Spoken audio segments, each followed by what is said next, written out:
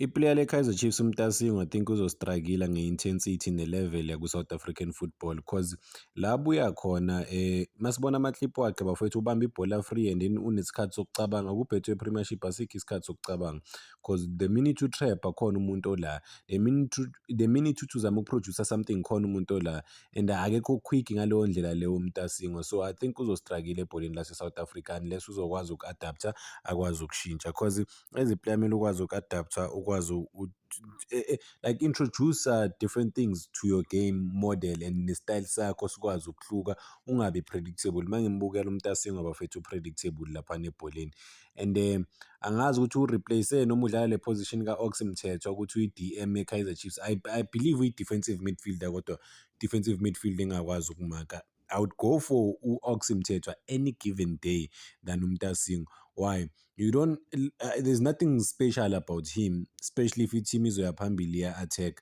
unless i-Kaizer Chiefs maybe because u-Ox Mthethwa uyawina amabhola amaningi yena-ke akakwazi ukuphasa but uyawawina amabhola amaningi, so if uzoshaya ngoMtasingo as i-DM uzoyinikani i-Kaizer Chiefs.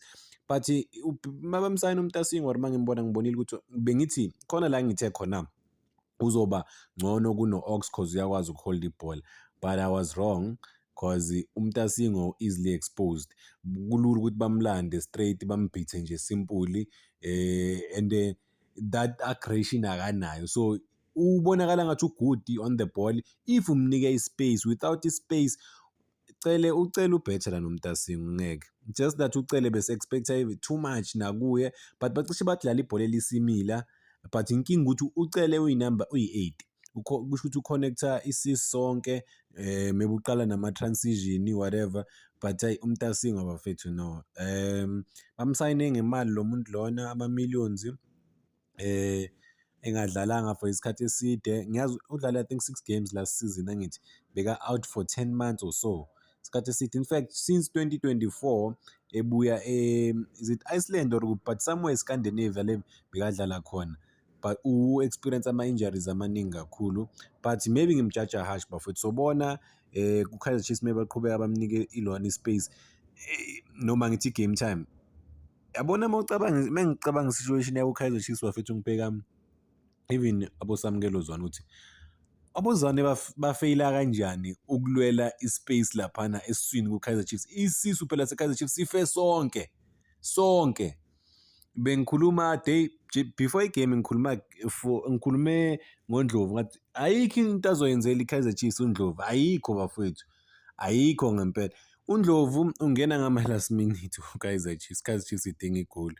uNdlovu ukhahlela abantu, ucommit ama-foul yini ngempela ngoNdlovu, so ikhona into uNdlovu azoyenzela i-Kaizer Chiefs ayikho. Ungayi-expect nix kuNdlovu bafowethu because uyalibamba ibhola akazi ukuthi yenzeni ngebhola, akakwazi nokuphasa. Into yakhe nje ukushaya i-tackle kuma-player noma ukulimaza amanye ama-player. Ugudi-ke lapho u-best. Think kumele bathole lapha esiswini kumele basayine umuntu o-strong, umuntu ozodlala immediately. Ubani lowo muntu loyo?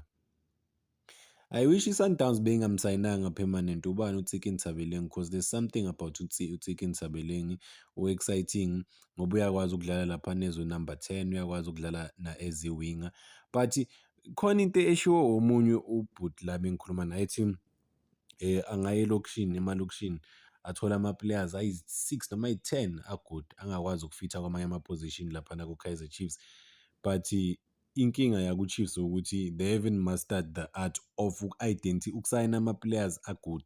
They just sign for the sake of ukusayina for i-hype, but isithemba ukuthi angazi bafowethu, kumele bayekele uDa Cruz asayine ama-player. I think kumele bamnike i-budget uDa Cruz la efunayo, noma ngabe i-30 million-ke ahambe go out there and get ama-players lawa awafunayo yena uDa Cruz, just maybe after lokho Kaizer Chiefs izokwazi ukucompete, but ngiyamdoubt uMtasingo, ayikho indaba kaNdlovu.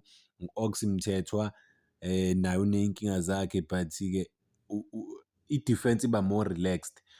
Well, not really more relaxed because uluza amabhola kakhulu but kuyakwazi ukumaka.